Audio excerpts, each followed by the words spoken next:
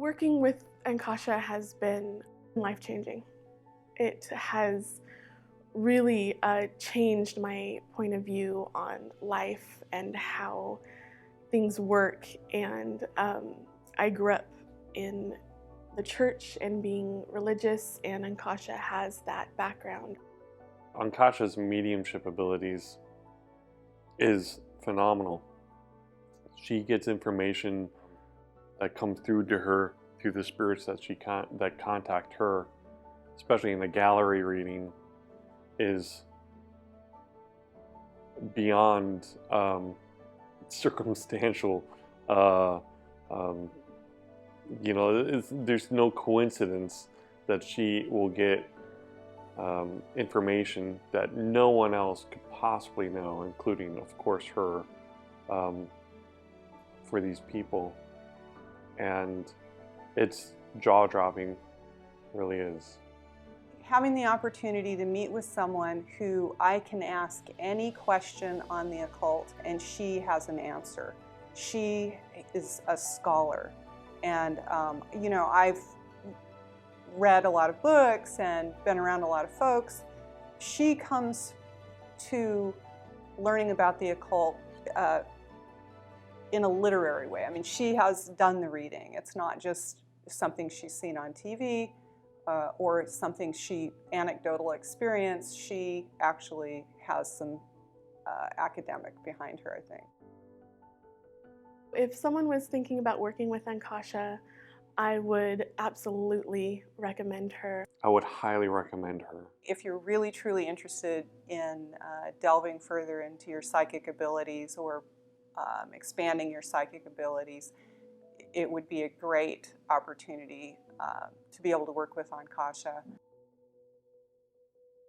I met Ankhasha when she actually came to one of my classes that I was offering at my home in Northern California. I was giving, this is before I started teaching at a couple of the institutions that I'm teaching at now, and that was a little over 12 years ago.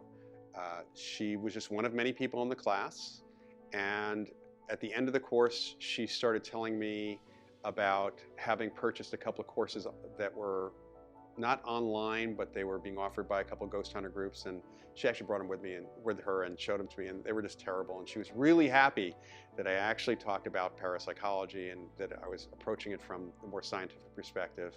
And then she started telling me about her background as a psychic. And we kind of bonded. Frankly, we bonded over comic books more than anything else.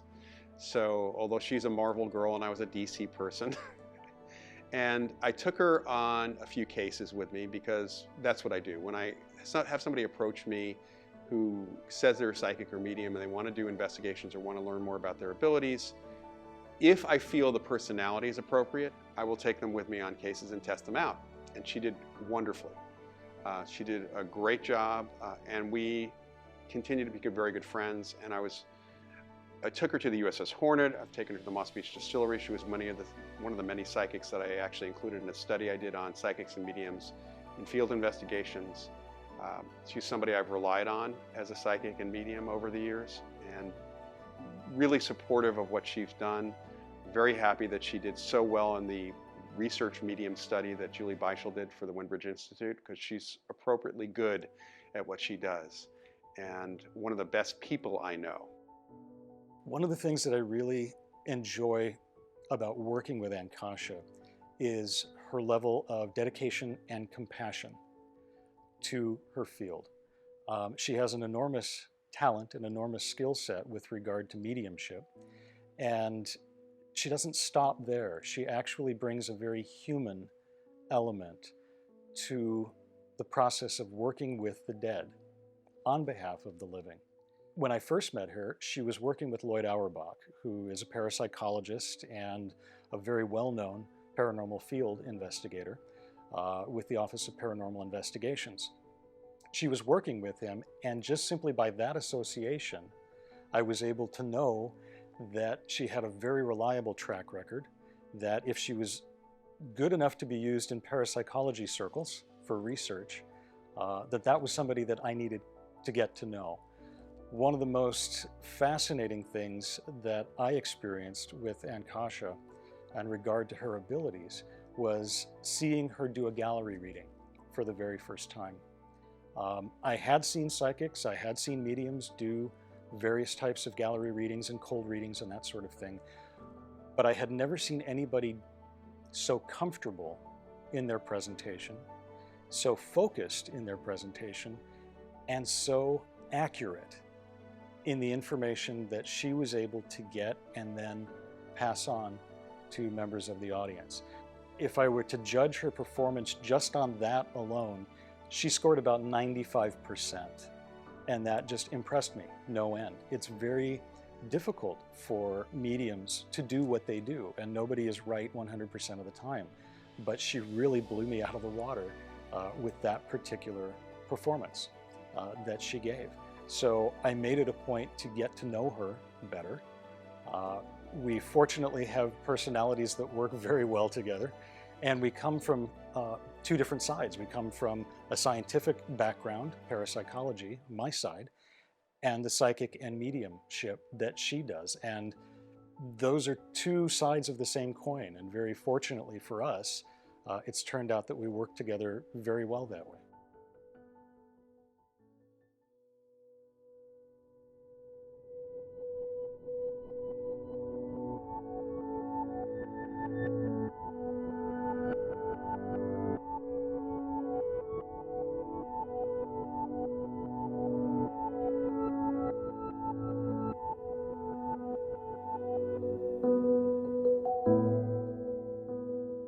My name is Ankhasha Amenti, and I'm a psychic medium.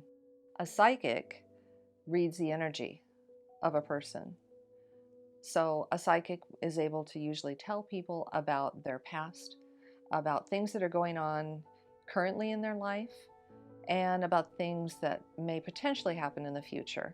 And I always tell people the future is always the most difficult thing to speak about because it's changeable, it's mutable. It's changeable based on decisions that people make. But a medium is someone who happens to be a psychic and also additionally makes connections between the dead and the living. Some of my first experiences in mediumship were when I was very young, having connections with people from the other side, family members who had passed, and seen things that could not be explained in any other way. When I was a teenager, I began to really study in a very profound way mediumship, psychic abilities, and started using those things to enhance my life and hopefully the lives of other people. I studied a lot about different fields, magical fields, the craft. I studied about crystals, and I went on and on until I was searching for a very deep spiritual connection in the world. I found it for a period of time in organized religion. For 12 years I spent in a very, very organized religious structure. And it taught me a great deal. But it also taught me a lot about beliefs. And it taught me about how beliefs can constrain us and keep us from experiencing the world in all of its fullness. I finally broke away from that and went back into the field, because during that period of time I was told that the things that I believed in and the things I'd learned about went against somehow religious principles. It was very difficult to break out of that, but once I did it, I found a freedom in exploring and learning. I went on to study with different mediums, went on to do a lot of my own studies and shamanic work, and then I was able to participate in the Windbridge Institute, and I became a Windbridge Certified Research Medium many years ago. There's less than 20 of us in the United States, and that is I would say, one of the achievements that I'm very proud of. People come to me for a variety of reasons. Some people come to me to find out about things going on in their current life. Some people are interested in things that may have gone on in their past life, and other people are interested in things that may potentially go on in their future. But most of my clients come to me because I specialize in mediumship. So they have lost someone and they want to make a connection with that person again for many different reasons. And that's my job. Evidential mediumship is what I do. And by that, what I mean by evidential is that it's my responsibility as a medium to bring information for the person that I'm doing the reading for, to bring information that is evidential to the fact that I am making a connection with the person that is connected to them. So I will see some mediums, usually ones that are very underdeveloped or new to mediumship, and they'll say things like, "Your grandmother loves you." And that's very comforting because we all want to hear that our grandmother loves us. Everyone wants to hear those messages. But that doesn't really prove to the person that you are in contact with their grandmother.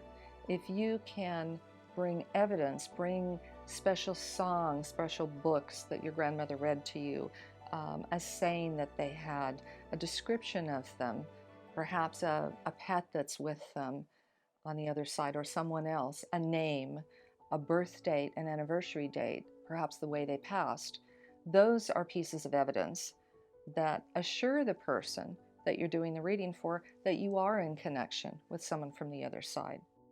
My job as a medium is to not only bring messages from the dead and bring them to the living, but to bring it in such a way that it will bring comfort to the living. I work with mediums on a regular basis, people who have mediumship abilities, who want to do this as a life purpose. And I work to help them develop that. I also work with people who simply want to make their connection to their loved ones stronger.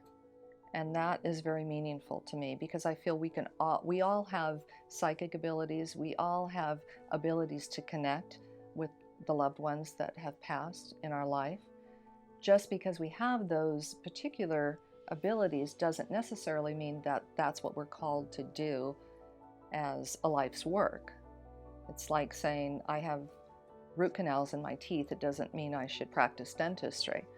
You know, I've had experiences.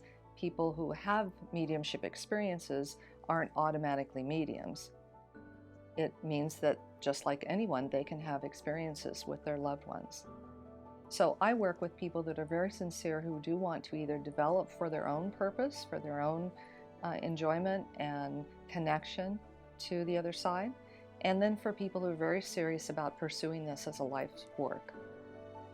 My hope is that in the future, that mediumship becomes more accepted in the general public, not just a lot of the showmanship and the flamboyance that's seen on many television shows.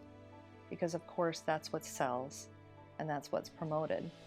But there are so many fine evidential mediums in the United States that practice their craft very quietly, without a lot of fanfare, and have a lengthy list of clients and do a wonderful, wonderful job. And I hope that those mediums get an opportunity to be seen and recognized in the public so that people don't think of as mediumship as something that's someone who's locked away in a dark room. My name is John Turnock, and I am married to Ankhasha Amenti. We've been married for a little over 25 years. You know, before we met years ago, I was very, very skeptical. And what's really interesting is I met a woman, when I say I met a woman, I had one of my best friends, his mother, and I didn't know this growing up, but she was psychic. And she told me, interestingly enough, many, many years ago, she said, "You're going to meet, John, you're going to meet a woman, and she's going to have a little girl, and that's the person that you're going to partner with. It's going to be your life partner." Lo and behold, it was probably 4 or 5 years after that's when I met Ankhasha, and it was a package deal, and we had our daughter, you know, we've been together ever since. And when Ankhasha shared with me some of the gifts that she has, she asked me quite honestly, she said, "How would you feel if I did this, I'll say professionally?" She said, "But if I started actively working with people?" And I really supported it because I thought that, you know, if she could bring some sense of, not necessarily closure, but if she could bring some sense of the full circle to people, that's something that would be really, really valuable. It's really been a blessing to see the reaction she gets from people that she works with, and that type of feedback when she connects people with people that have departed. I myself have seen her just do some amazing work, just amazing work. I live in this world. I work many times stepping my feet into the other world, but I'm in a physical body here. So I'm having this experience here. They are not having this experience anymore. They are freed from that, from the limitations of a physical body, and they're having a different experience. So whether their experience is one of coming back at a certain point, or their experience is one of reevaluating their life and making some amends, asking for forgiveness, whether their experience is one of they've had a blissful life here and they're now moving on to even more blissful life on the other side, it's their progression. It's their responsibility, just as it is our responsibility here to grow and to learn and to be the best kind of people we can be. I got involved with working with hospice too because I found how important their work was in comforting the dying and helping them in helping the living with the dying. I've always faced my own mortality straight on and not really had a fear of it because I saw so much death around me and I was more comfortable with the death and with the dying process.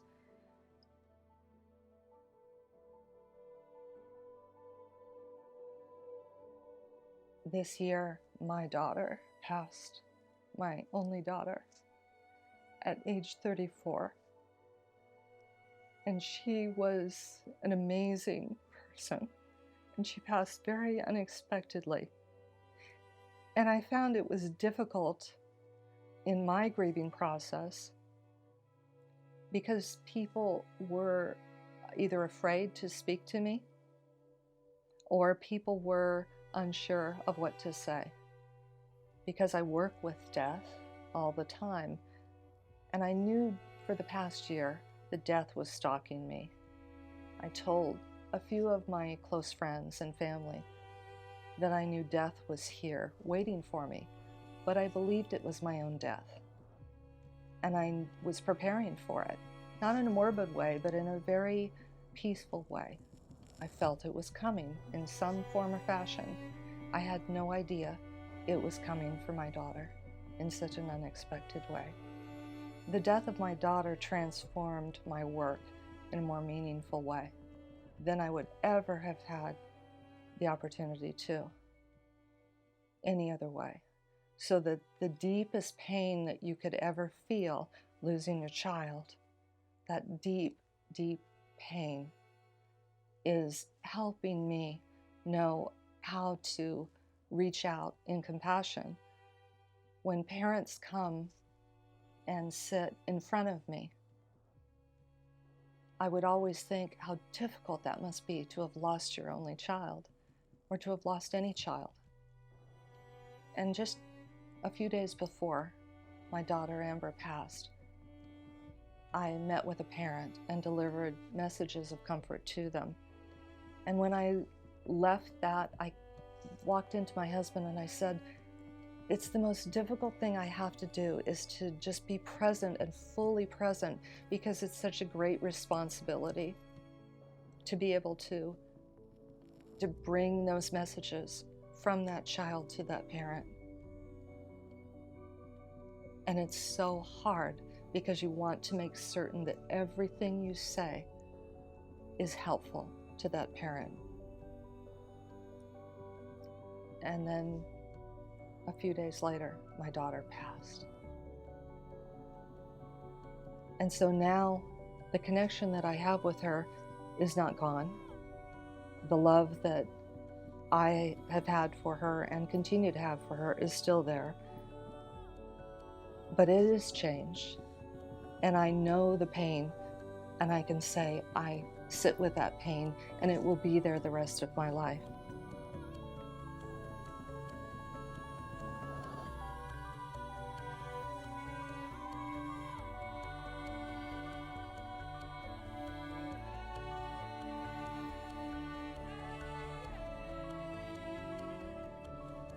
In our community, we don't know how to reach out and treat people as human beings either. And we need to be able to do that.